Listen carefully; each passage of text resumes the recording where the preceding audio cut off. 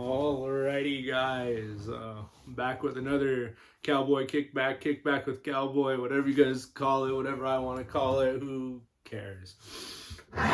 Today I have a little bit of bullet rye whiskey and zero sugar lemonade to wash it down with. While I prepare this, I'm going to go and disclose the topic of today's video is going to be Barack Obama. But nothing to do with his presidency. He's actually been the executive producer on a couple of movies. I didn't look it up at all. I've seen two of them. One's called American Factory, and the other one's called Leave the World Behind. So we're just going to be talking about him being an executive producer on those two movies. Nothing to do with politics or anything like that. We're just going to be talking about these two movies. We're also mostly just going to be talking about Leave the World Behind because I watched that pretty recently, and that American Factory movie, I watched that probably back in high school, but that's still a pretty good movie, guys. I also have some water here, so stay hydrated. I don't want to get sick or nothing. Ooh.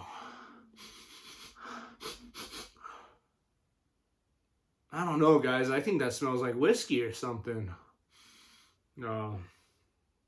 Back when we were growing up, we used to call it Schwishki. Just kidding. That's actually just a reference to a little inside joke I had with an ex-girlfriend. So we're watching a show called The Rifleman, and it's an old show from like the 50s, a cowboy show, and we were watching it, and like back because like they weren't allowed to show certain stuff on TV or whatever, they would have different laws. You couldn't show like a toilet or nothing on TV or movies or whatever because it was obscene. It was like obscenity laws. So the Rifleman, Chuck Connors, throws the bad guy into like a bunch of barrels of whiskey and knocks him over and stuff. But because of the times and the laws, they couldn't say whiskey on the barrels, so they said S. Whiskey. So I started calling her Swisky. Schwishky sounds better, but I like Swisky better because that's a little silly Billy little joke that I had with a girl one time. So it smells like Swisky, guys.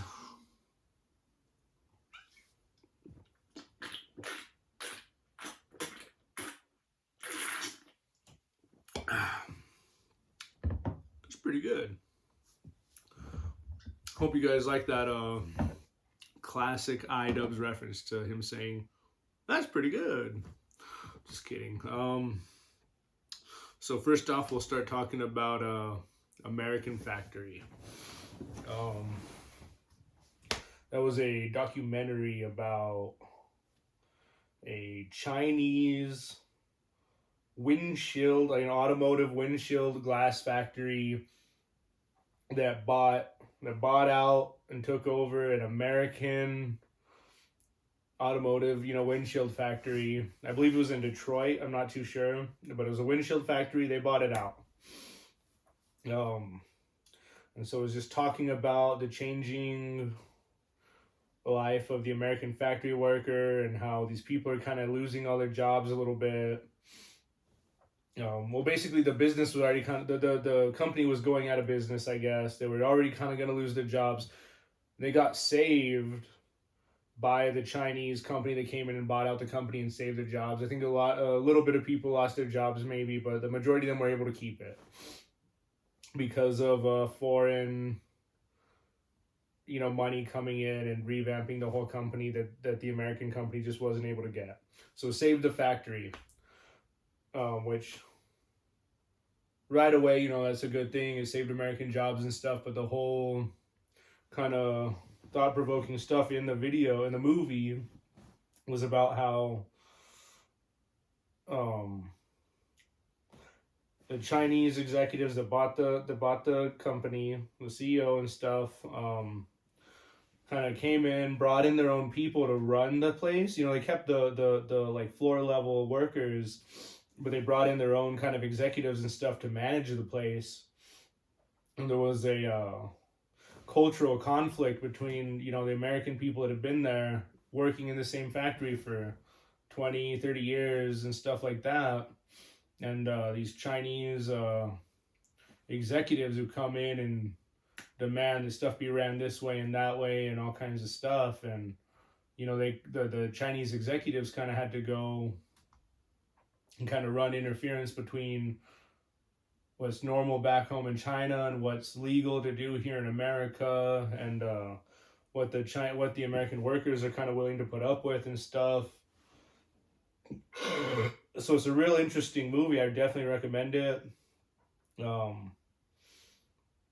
Really, really, really interesting stuff. It is. I mean, I don't know if it's super political. I mean, I think it's just a little documentary about the times. I mean, this would have been probably around 2016, maybe. Just the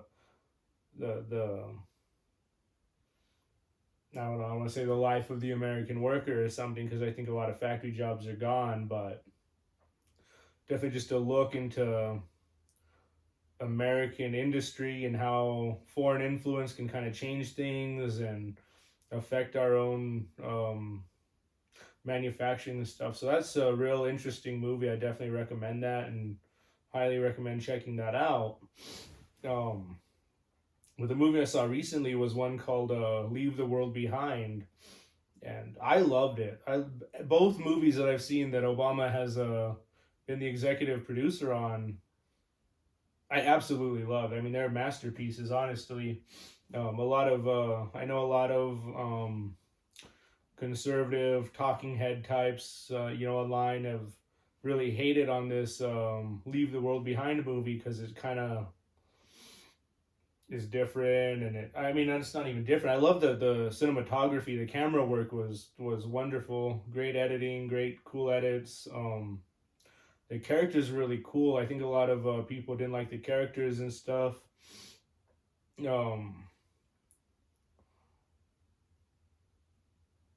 God, where do I even start? I think the movie kind of starts off around this main family, who go out on vacation.